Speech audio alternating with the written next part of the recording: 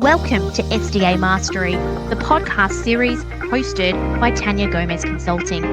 In each episode, we'll be sharing valuable insights and tips that can help you learn the intricacies of Specialist Disability Accommodation.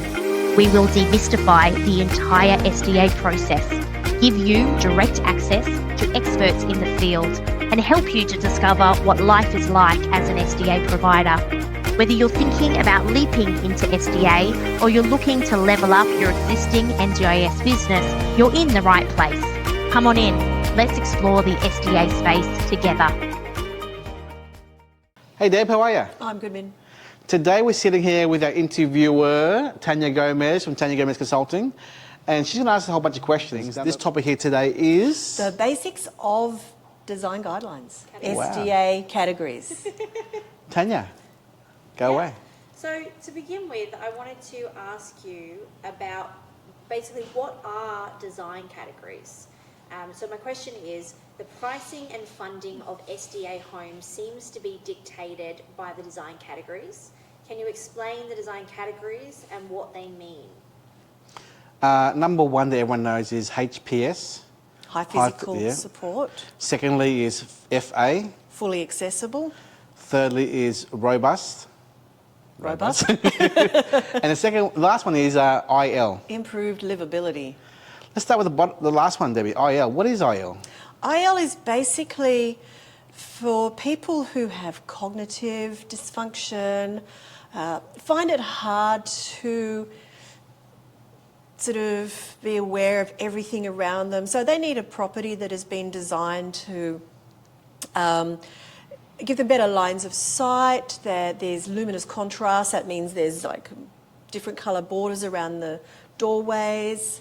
All the light switches and points are all positioned in the same places as the door handles. An example disability is autism, Down syndrome, just the lower basic levels of disability in terms of the SDA world, yeah. Yeah. The second last one is robust. Robust, which is a kind of a standalone category on its own, but it's, in terms of the funding level, it's the second lowest. It is for people with a psychosocial disability who need a property that has been designed more robust, basically. So it is, it's harder, they can't hurt themselves, they can't damage the property as easily. If they have episodes where they're prone to maybe, slamming a door or banging a wall, they can't hurt themselves. It's also, a big part of it is being soundproof, so that outside noises don't trigger episodes, and likewise that noises from within the house don't reach to neighbours. Third one is fully accessible, which is basically for people who need accessibility in their home. Generally they'll be in a wheelchair. They don't necessarily need the high level supports such as hoists. Well, they don't need them at all, but they certainly might need height adjustable bench tops. Maybe automation? Or maybe automation, but again, that's not compulsory for a fully accessible property. But they might be in a wheelchair, they might be paraplegic, so they can still do a lot for themselves. They might have in their cupboards shelves and things that actually come down so that they can reach things in the kitchen or in their bedroom. And of course, wider hallways and doorways for that wheelchair accessibility. So that's the main features of a FA property. And the last one is high physical support, which is really the top level. Which is, the difference mainly is solar panels? No, it's not solar panels. Sorry, it's the provision for hoist. Yes. The provision for automation and battery backup. Yep.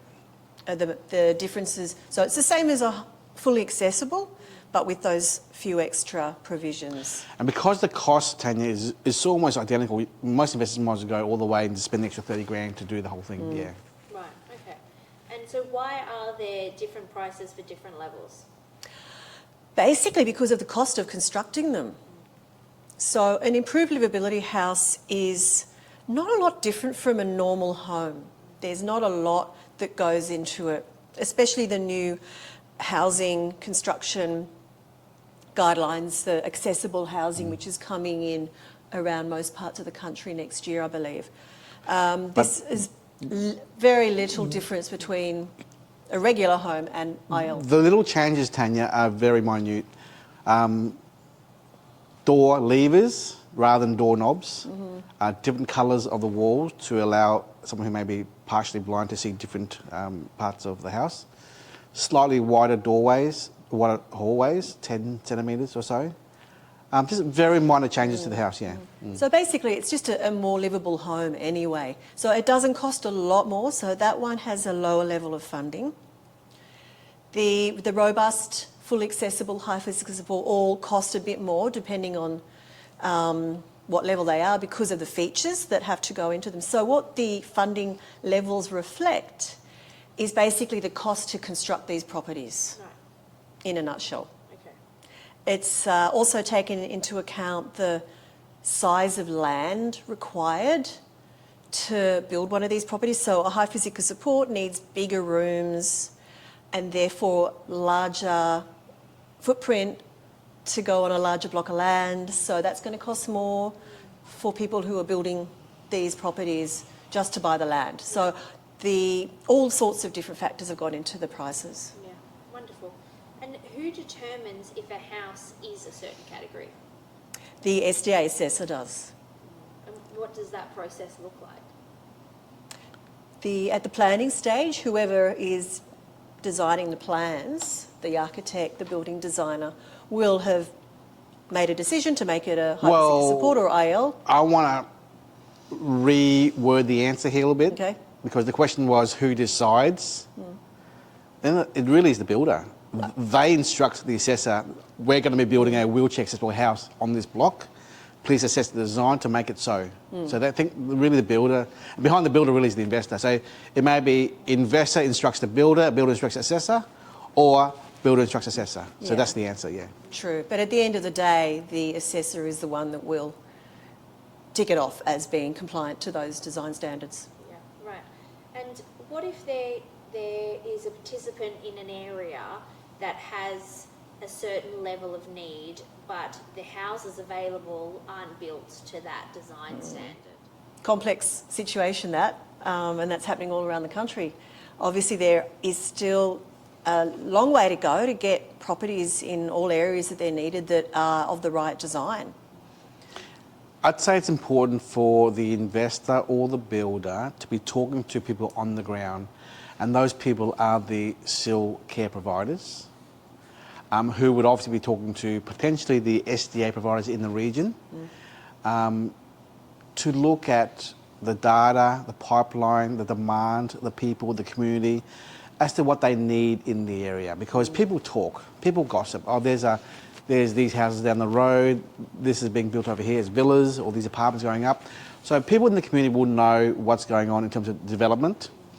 And that really should give the local providers in the area as to what the demand really is. Yeah, so it all comes down to that collaboration between everyone from a real early part of the process, so that they're building exactly what's needed, not just to a general demand, but a specific demand. Yeah.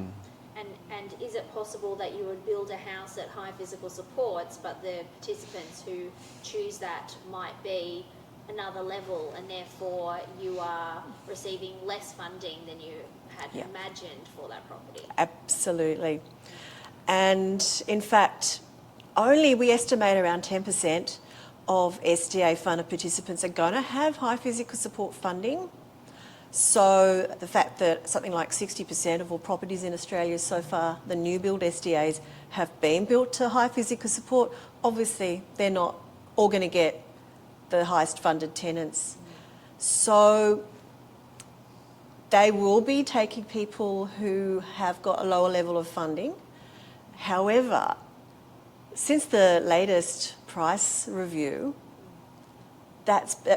before the 1st of July, that meant that they would have to accept an income potentially a quarter of what they were expecting to get based on a highest level of tenancy. Now it's levelled the playing field. So someone with IL funding is only really about $20,000 less for a year than someone with high physical support funding. So instead of $100,000 per participant, they might get 80. Yeah. So it's still a really good income. Wonderful. That was my last question. Okay. Thank you so much, Tania. Thank you, Debbie. Yep. Thank you, Min. Thank you for joining us on this episode of SDA Mastery by Tania Gomez Consulting. We hope you found this episode helpful and valuable. If you enjoyed the show, please subscribe, leave us a rating and share it with others. Until next time, keep learning.